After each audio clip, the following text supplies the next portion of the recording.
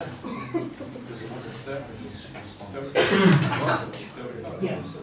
of course.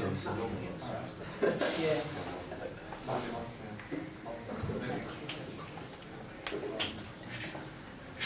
I'm Alex. I'm Will. And this is our first idea. Will and Alex in Evening with Jazz.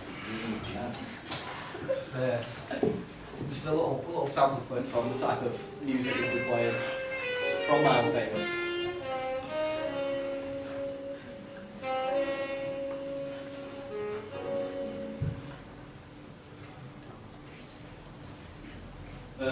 We think that there'd be a huge market gap because there aren't many jazz radio stations, and there's some interesting topics available, and it will also help educate other audiences on jazz and its history. And it'll be an hour-long Live show. Content style be jazz music. Obviously, with jazz music, there's tracks that are 25, 30 minutes long, and then there's others that are 5 minutes. So it really depends on what we're focusing on each show. Would depend on how many tracks we'll be playing. The topics of conversation will be mainly based around jazz music, giving the audience information on different artists, the culture of jazz, and where they can go to listen to live music. Try and have like guest appearances once per week. We thought about it being like once a day for an hour. So guest appearances like once a week preferably, but it means we'd have to find a guest every week. There's different places in Sheffield that do gigs for jazz music. The Lescar is a little pub that does quite a few. There's also been things at Crucible Studio, Millennium Hall. So I thought if there's a new artist going there every week or to one of those various locations, you can always go there and just ask them for even if it's a 5-minute interview when you're there, just so you can record them and ask them a few questions and then pop it on the show. And then obviously everything will follow Ofcom regulations, like no obscenities. So it'd be nice and clean, and a PRS license to have the ability to play the music. And then this is a mood board for the sort of target audience we'll be looking at.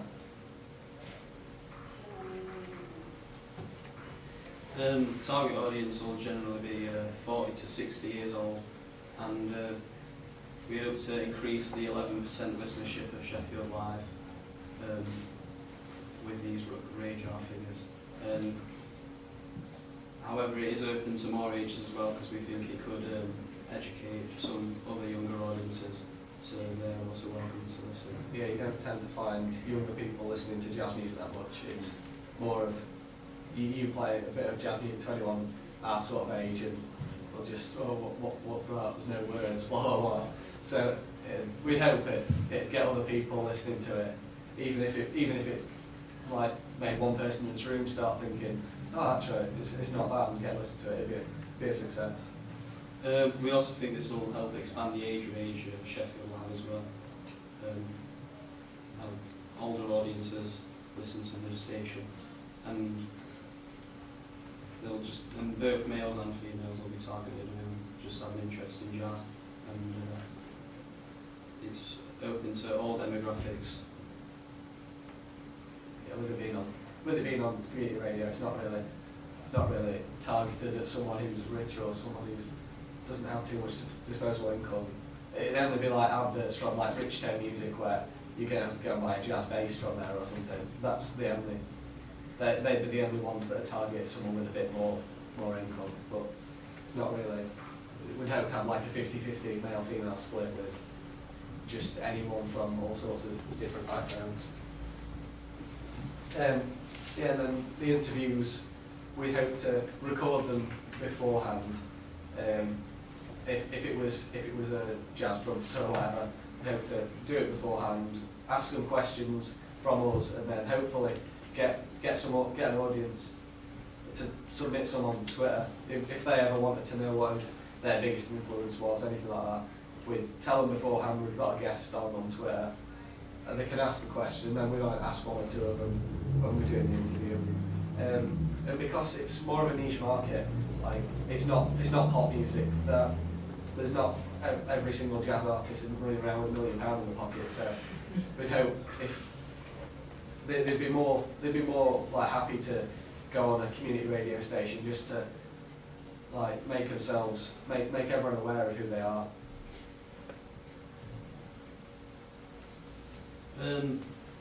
Live 365 and Jazz Radio are our two main competitors, as they both play jazz music, but they're both only available online.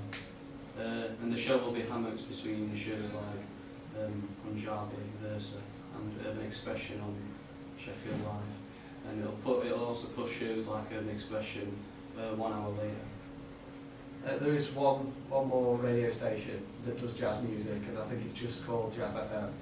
But that's only available in London, so you can get it on digital radio. But if you're in your car, you won't be able to listen to it. So hopefully because of the sort of niche genre we've got, people will be more likely to listen to that anyway.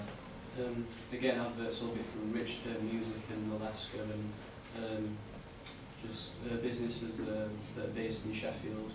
So released for that. And this is our second night. This could be just a sort of intro. Just before we introduce ourselves in the show. It's called Punk is Dead. There's a massive market gap for punk music.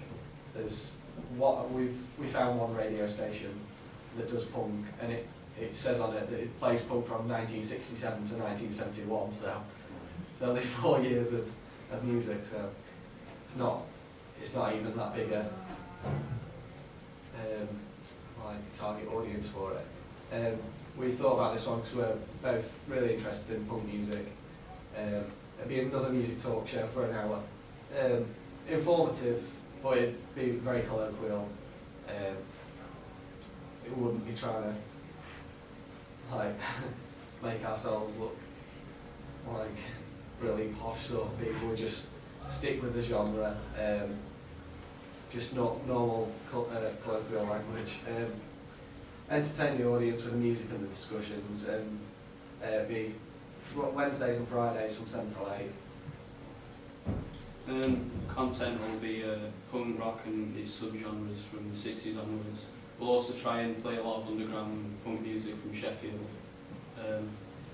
The talk will be about the genre, the scene and the history of punk, and we'll try and get interviews with artists from old and new, and maybe from local areas as well. There'll be a quiz once a week on punk topics and conversational. It'll be for entertainment and interaction with the audience. There'll be discussion about gigs in and out of the area, and we'll make sure that it follows the Ofcom regulations again, and we obtain a PRS licence to gain permission to play music. Thought about target audience. We'd prefer a 50-50 split, but considering we're both lads talking about it, we would have thought it would be more male oriented, but that's only to be decided when it was on the air. But we'd prefer a 50-50 split. But age between like 18 to 50, because punk's been around since late 60s really. So people have grown up with it, and it's been going on since it started. Like there's never been really a big gap. So people my age have been listening to, like you can grow up listening to Blink-182, Green Day, but then if you've been growing up in the 60s, you'll be listening to like the Kings, a bit later you've got Clash and Sex Pistols, so it'd be a big age range. So it'd also give, because we're using all the different subgenres, it'd give people who don't particularly listen to one particular subgenre, it'll give them an idea of what it's like, and they might go and listen to that as well.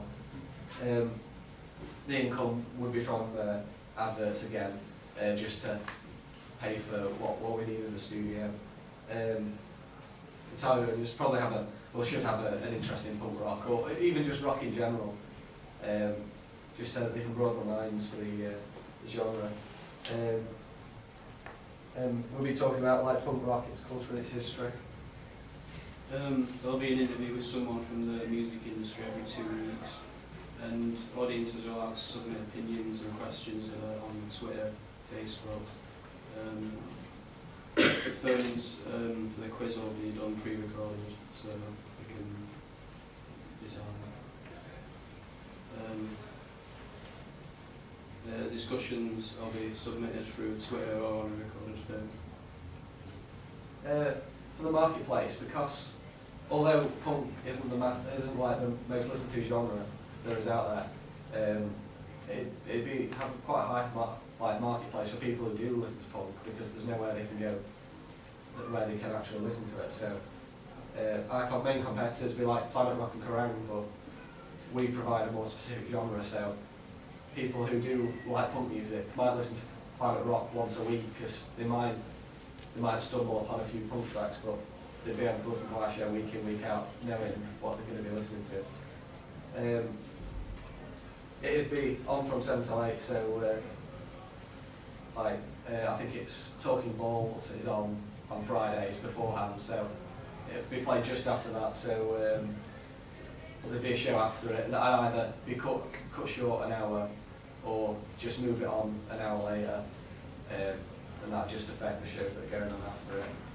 And then adverts would be from like Rich Ten Music, for people who want to get into punk music, or Lead Mill, where they're going to be hosting gigs and things.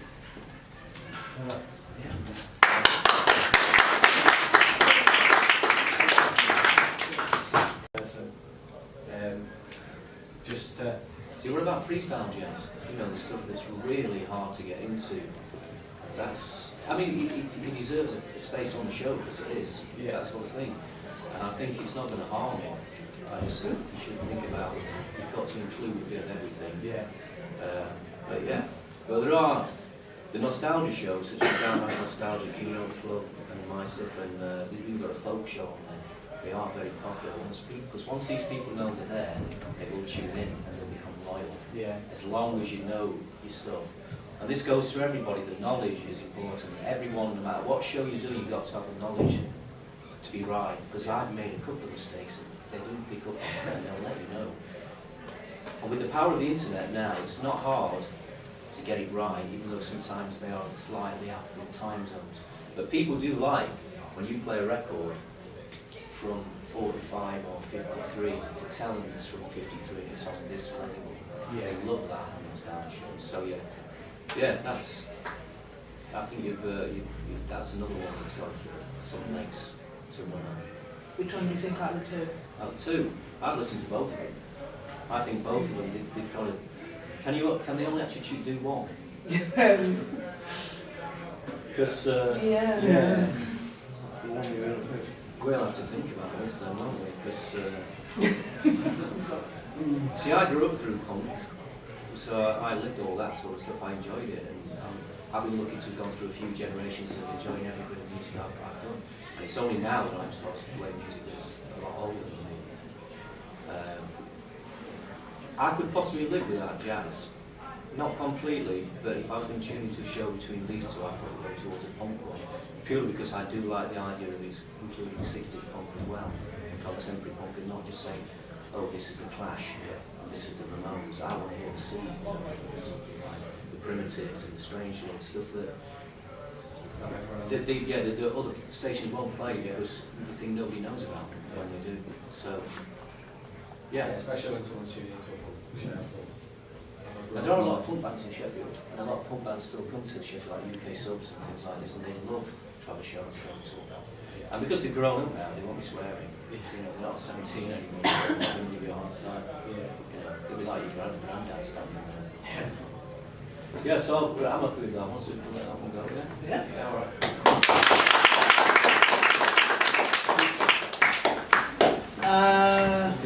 Girls, can I ask when you're presenting, girls?